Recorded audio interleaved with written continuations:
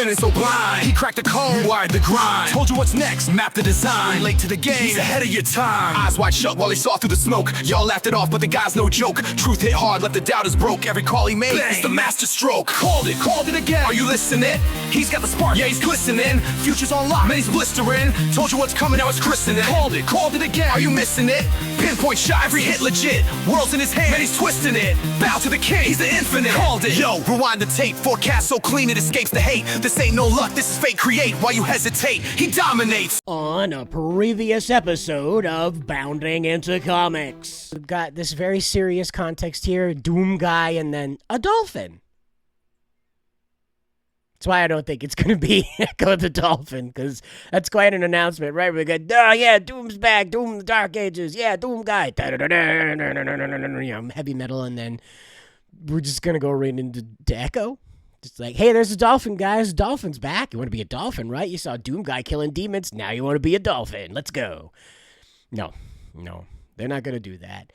I think they're going to go back to an old reliable here, someone that probably hasn't received enough love, but after the success of Black Myth Wukong and the success of Sekiro and the success of Ghost of the Titsukuma, yeah, anyway, I can never say it right, the Ghost of... Anyway, you'll have to let me know down below. But anyway, I think it's going to be Ninja Gaiden 4 or 5, whatever one we're on that now. Okay? I'm not a big Ninja Gaiden guy. I played it on the original system way back in the day. It was just part of, like, the yard sale collection that you got with, like, the console when people would throw these things out, you know? Kid went to college. What do I need all these old cartridges for? You know, and so off they went. So Ninja Gaiden is a game that fits with the aesthetic and currently what's popular right now. So the Ghost of Tensenkuma, I've said it wrong. Anyway, the Ghost of that place, the spirit or whatever we're doing now, that's going to end up kind of probably painting the visual aesthetic of this game, right? And so we're going to see probably a bit of a revision of the Ninja Gaiden lore in order to kind of revitalize it, but I don't think they're going to, like, reboot it. I think you're going to see, like, a soft reboot to kind of give Ninja Gaiden a bit more legs to expand itself off of, to continue to roll going here, because they're going to do another Black Myth Wukong game. You and I both know it. So this is an excellent complement to that. Well, I sure hope somebody answers that phone, because I called it! That's right. Just like you saw in the opening, and in that little bit of black and white there to be a bit of review for you folks who missed out on the first video. That's right. You guys better check out the videos when I post them. You never know what kind of predictions I'm going to throw in the middle of it. You never know. Check it out. We have Doom the Dark Ages. Everybody's excited about that one. Expedition 33 surprised me over here at Developer Direct the other day. I did not anticipate that a French game would ever impress me, but here we are with what people are calling an FRPG. Furge, I guess. So there you go. But it's based around the JRPG system, and it was a pretty interesting thing, especially with their overworld map. It's pretty nice. And then the cake topper, which I predicted, I'm going to say it again, get used to that, you're going to hear it a lot in this video, called it right here, Ninja Gaiden 4. And just like I said, they're doing a soft reboot of the series. Like, guys, you better subscribe. Like, check it out right down below. Hit that subscribe button, because you're going to want to be here for these predictions that just come to me. That's right, just out of nowhere, out of the ether, I don't script these, by the way. They just come right out of nowhere. I hit the record button and away we go, and whatever comes out of me is what I'm supposed to.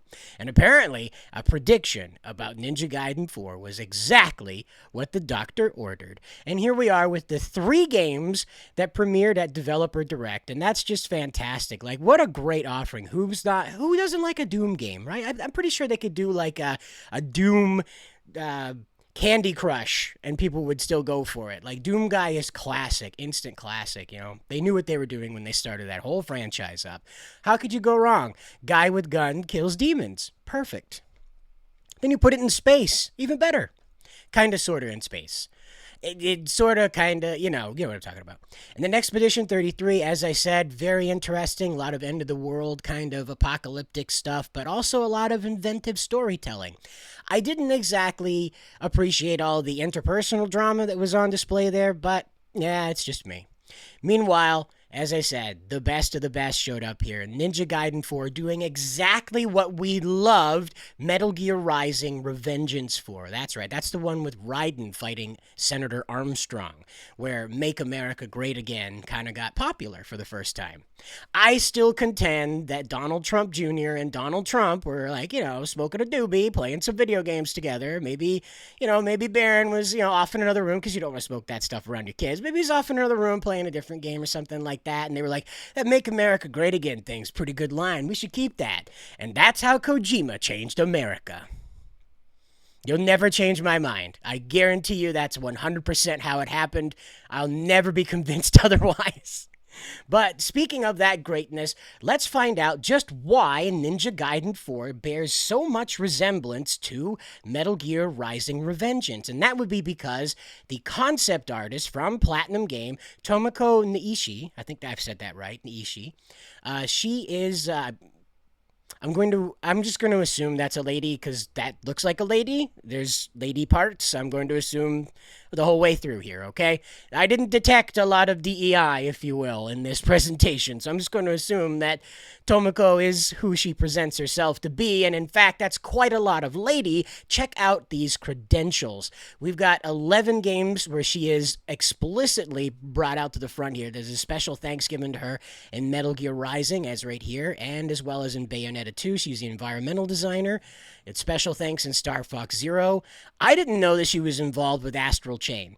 I like Astral Chain. I like the music in Astral Chain. It was a really fun presentation, and I don't know, it just kind of pushed all the right buttons for me, I guess, but maybe you guys felt a little differently, but again, she's all over the place. She's got plenty of Bayonetta work too, but here's Nier Automata, where she was cutscene illustrator, so she's right up in the guts of all that stuff with 2B and Emil. Sorry, I didn't play the game. Sue me. All right, don't sue me, please. No more lawsuits. But I do look forward to this coming back in the game. Now, I know that the developers are not going to be able to resist this. It's been so long since we got a Ninja Gaiden game, all right? Now, I think it's 16 years. I think that's when the last one came out, was Xbox 360. By the way, was the last time we got a Ninja Gaiden game. It's been that long. Children have been born and got their driver's license since Ryu Hayabusa. Since Ryu was slicing up the streets of Tokyo. And now, in this new Tokyo, it's quite demented. In fact, the underworld's taken over and warped this place into a rainy, cyberpunk-drenched, weird place with a bunch of guys that are all armored up as muscled murder sperm that are gonna kill you. Now, I use all this funny dialogue that seems like I'm making fun of it, but I actually do like this franchise a lot, and I really appreciate what they've done to revitalize it to make it interesting to the markets of today, which, again, as I said in the previous video, the link's going to be in the description. You can go check it out. We'll link right to the part where I predicted. You don't got to watch the whole video about Echo the Dolphin. Yeah, Insider Gaming thought that was the one that was going to come through, okay? Okay, that was the one. You got Doom, you got Expedition 33, and then Echo the Dolphin? Really? You thought that was going to be what followed that up? The dark and gritty version, right? Like you find out that Echo's parents were murdered by like pirates or something, maybe? I don't know. But back to this, right? They like to put these little Easter eggs in here, these itsy-bitsy little pieces, and I forgot to read the dialogue here. There is a nice little dialogue piece that was in the game, and it says this. It says, "What a strange-looking machine. Suddenly, Ryu's body feels charged with energy." And then over here, they have, like, in the inventory here, they have one part of a stone tablet.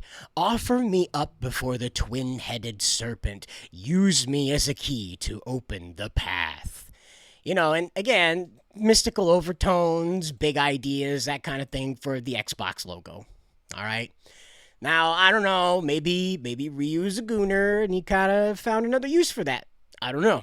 I don't know. To each their own, I guess, with the Xbox logo. But yeah, these are always a nice touch, and I highly expect them to return in this new piece right here. And in fact, because there are two protagonists, right? We'll get into that in a minute. Well, the next segment, in fact. But because there's two protagonists, we'll probably see more of this twin-headed serpent talk. I'd be anxious to find out if they're going to actually go through with this again, this big metal X again. I think it's a statue in real life. It's meant to look like a CPU, I think.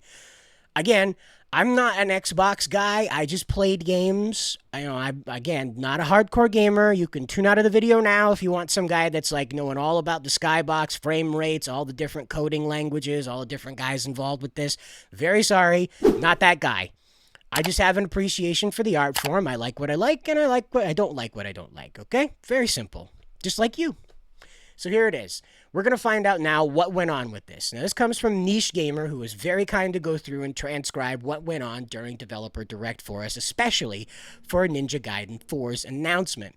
Now, what I wanted to focus on, rather than going through the whole thing, was particularly the nuts and bolts of how this came to be. So here it is. A quote from Yasuda here. He's the... I think he's a team lead of Team Ninja, and these are the people that are like at the core of the Ninja Gaiden franchise. So here we go. They've been doing this for 30 years, rather. The whole 30 years they've been at this. So fans have been long asking for us for a new Ninja Gaiden game. Koei Tecmo's president Hayashi Koinuma and Platinum Games CEO Atsushi Inaba, I think I said that right, Atsushi Inaba, share a close relationship which led us to explore a collaborative development effort. Platinum's game had the expertise we felt was ideal for working on Ninja Gaiden. And with support from Microsoft's Phil Spencer, the CEO of Microsoft Gaming, the three companies were able to make the next step towards creating a brand new Ninja Gaiden game. Now, this is important because, like I said, it's been a very long time since we got Ninja Gaiden. Just like I said before in the previous video, too, a lot of the time these guys will just sort of pass up on it because the energy isn't behind it to create it. Now, if you remember, over these past 10 years at least, there's been like a drive for these heavy militaristic games. Like, look at all the stuff that was born out of the mid-2000s drive to copy Call of Duty. Look at all that stuff that came barfed out of there, like X-Defiant, the flash in the pan that it was, trying to copy the energy of a CSGO Call of Duty match, search and destroy match. I know CSGO and Call of Duty are not the same thing. I'm saying like the two of them together was kind of like what X-Defiant felt like for me. But again, not a satisfying experience, unlike this, because here we go and a little bit further into the guts again. We find out that we're going to be blending new things into this, all right? Now, in Ninja Gaiden 4, they wanted to blend the old and new elements. Tokyo in this game has been drastically transformed by the underworld, which is why it appears the way that it does. Now, you saw some of this in the little bits of the trailer that I cut up at the front where I was gloating about calling it. That's right, I predicted this. That's right here. Don't forget to subscribe for more predictions. About all the things, by the way. You want the lottery numbers? Give me a minute. Rain is a major visual theme in this game, as we saw in that cut together piece at the beginning in the trailer. Very important part of this is that this shows off the hardware power of the Xbox. Now, as you know, PlayStation and Sony have been, Xbox and Sony have been in a war, rather, over horsepower, okay? They want to produce a machine that's just flatly capable of replicating reality. You flip on a machine, and it's practically like having a window to the outside world, only all the crazy stuff you could imagine is happening inside of it. I'm not that guy.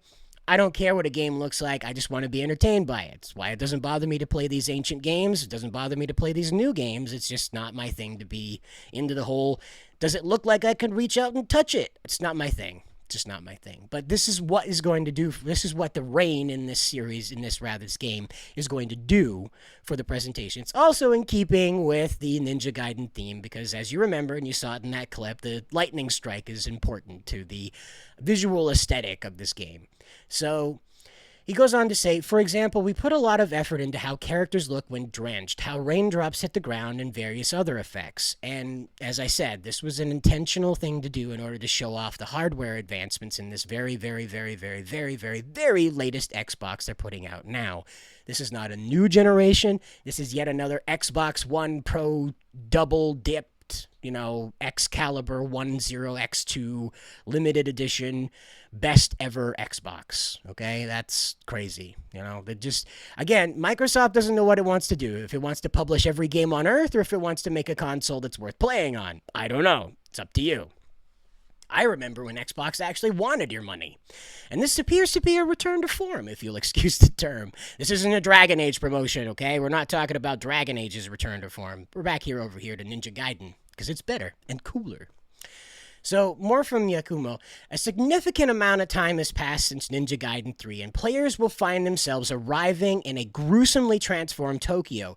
One of the key themes in this story is the return of Dark Dragon, which has plunged the city into chaos. Within these unsettling conditions, Yakumo will have to face off against his foes as well as their formidable master ninja himself, Ryu Hayabusa. And so I wanted to go on a little bit more into this and read more on what they had to say. And he goes on to explain a bit more about what's happening in the story. And I really appreciate this because, again, I called it.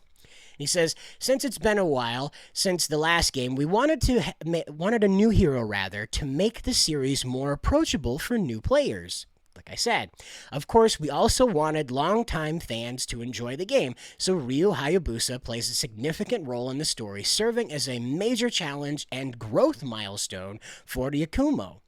Ryu will appear throughout the game and be playable, ensuring his prowess and presence is deeply felt in Ninja Gaiden 4. Gaiden, however you like to say it. And so, really, I'm very, very excited about this. As you saw with the trailer, it looks like Metal Gear Rising Revengeance, and as I said, I have a very fond place for that game in my heart. I absolutely love Senator Armstrong's speech. I really love Wolf's speech. Also, I mean, who doesn't love Sam? Like, Sam just wanted to prove his worth, man. He just wanted to meet a challenge that was, up to the task. Like, his song is great, too. It was, the Riding on the Dragon's Back. I forget what the name of the song is there.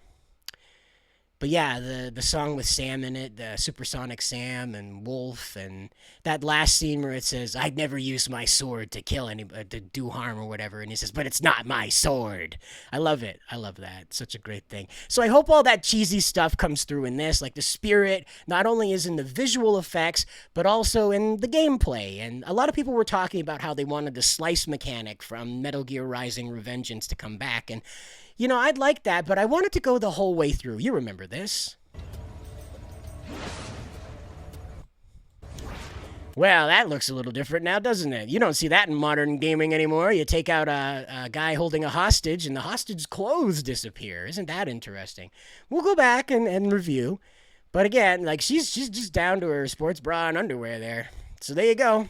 I hope they bring back the energy of the old game, because Yakumo's a young fella. He can still feel a little hot in the blood sometimes, and there's going to be femme fatales in the game, so I wonder if maybe they'll go all the way and kind of drift into some Stellar Blade territory, maybe some First Descendant territory, if you will.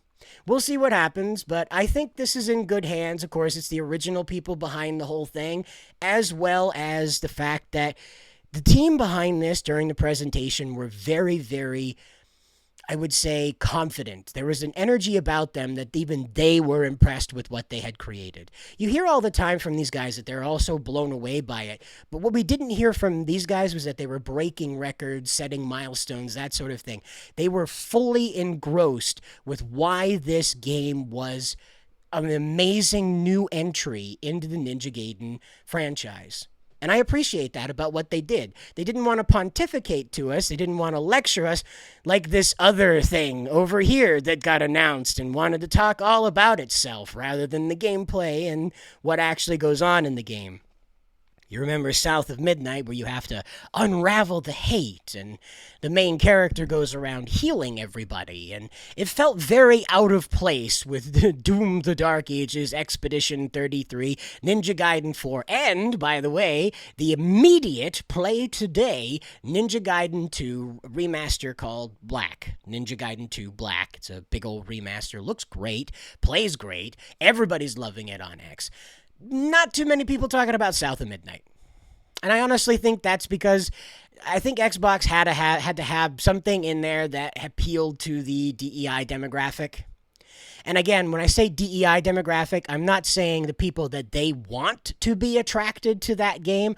I'm saying it's the people who are obsessed with that stuff. These are the Tumblritis people, the Tumblrites, if you will. The folks that simply place value on skin color as opposed to the content of the character within the game and what she's up to. And what was most annoying about this game is how Hazel was supposed to be some sort of stand-in for discovering herself and her inner meaning, and meanwhile you come over here and you find out that Tokyo's been obliterated, taken over, and Ryu Hayabusa is also your enemy in this, so you have to go up against somebody you have a nostalgic background with, and the character of Yakumo is going to have like a special respect for that character. And then South of Midnight wants to remind you of the American South and all the not great things that took place during antiquity in that time, or whatever you'd like to call it. During the oppressive times, if you will. Times when none of us were alive, but we're all obsessed with. Oh well. At least we have 3 games that were worth the developer direct announcements that came out of them. I look forward to Expedition 33. You can bet your ass I am going to be playing Ninja Gaiden 4. And you know what? If you guys want to play Ninja Gaiden 2 Black, the remastered edition, let me know. I'd be more than happy to come in and watch your streams, right? I want to get on 4. I'm sorry. I don't like to go back. I want to move forward. I like these new stories. I like the new installments. I want to know what happens to Yakumo, what drove him to do this, and why this game came to be inside of its own world, right? Like inside of its own lore. Anyway, you'll have to let me know what you think about this down in the comments below. Are you as jazzed about this as I am? If not, why aren't you? What do you think about this announcement? And if you feel the need to bring up South of Midnight, feel free. This is a space to do that. Please don't go out and bother the developers about it. We all know how they react to people saying things about their work. So just come into our comments and let us know what you think about South of Midnight. I wasn't impressed. If you were, let us know. In any case, guys, good luck out there.